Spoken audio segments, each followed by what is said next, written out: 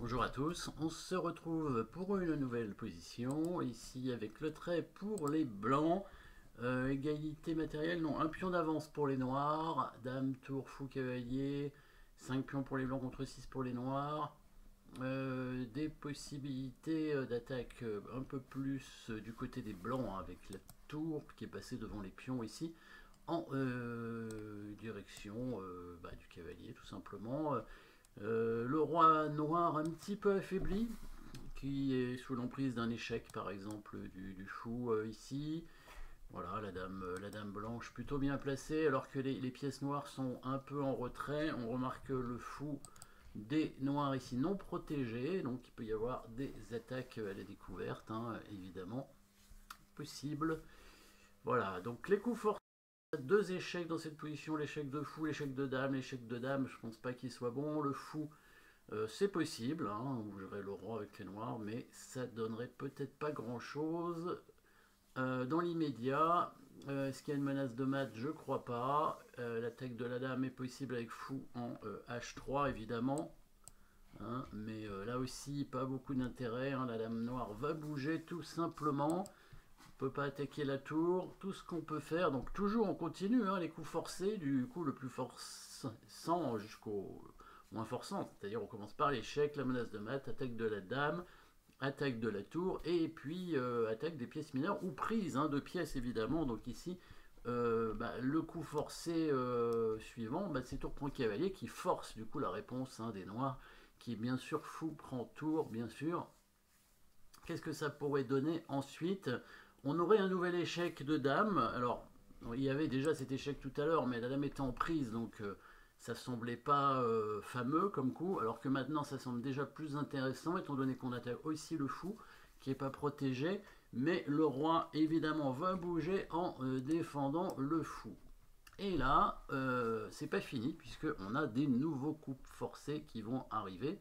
Et il y a deux nouveaux échecs avec la dame qui pourrait se mettre là où il y a le rang en ce moment, pas intéressant. Par contre, si on prend le fou, ça pourrait permettre une attaque à la découverte. Alors on n'a plus beaucoup de pièces évidemment, mais il faut vérifier, on ne sait jamais.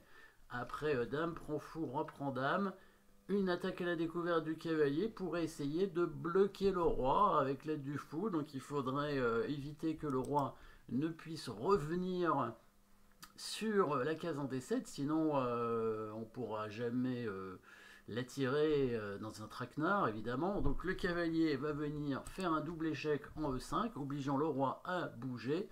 Il n'a qu'une case, c'est la case en C5.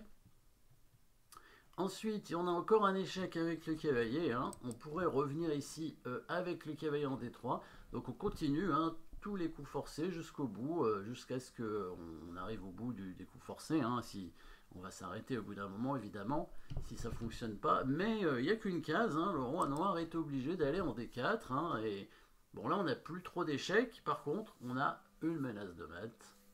Et bon, c'est comme ça qu'on peut trouver la solution, c'est pas évident. Hein.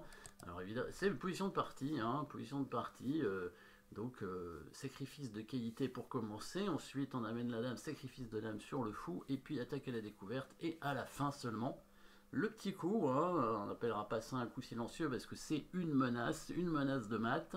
Le petit coup, c'est le roi qui arrive tranquillement pour aider le cavalier et le pion à avancer pour faire une menace de mat imparable. Les pièces noires ne peuvent rien faire. Tour prend cavalier ici. Évidemment, les noirs sont pas obligés de prendre, mais ils auront perdu une pièce, hein, bien sûr.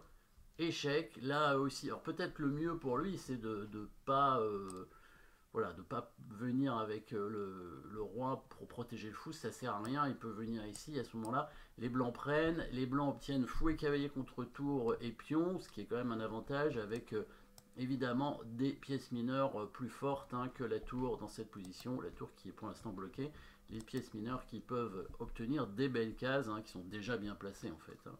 Donc ça c'est la meilleure suite pour les noirs. Mais dans la partie, les noirs ont joué le beau jeu évidemment. Ils sont allés jusqu'au bout et c'est normal.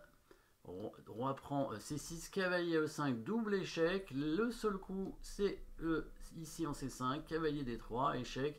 Il n'y a qu'une case avec le roi. Et à la fin, le roi arrive pour protéger la poussée du pion, et c'est un mat imparable. Jolie petite combinaison avec à la fin un fou et un cavalier. Et le roi qui vient aider, hein. Toutes les pièces sont là pour aider, hein. Tous les pions de l'Eldam ont été utiles. Il n'y a que ces deux pions-là qui ne servent à rien, mais bon, on ne peut pas non plus utiliser forcément toutes les pièces pour mater. Voilà, merci d'avoir suivi cette petite combinaison. N'oubliez pas de vous abonner, et à très bientôt.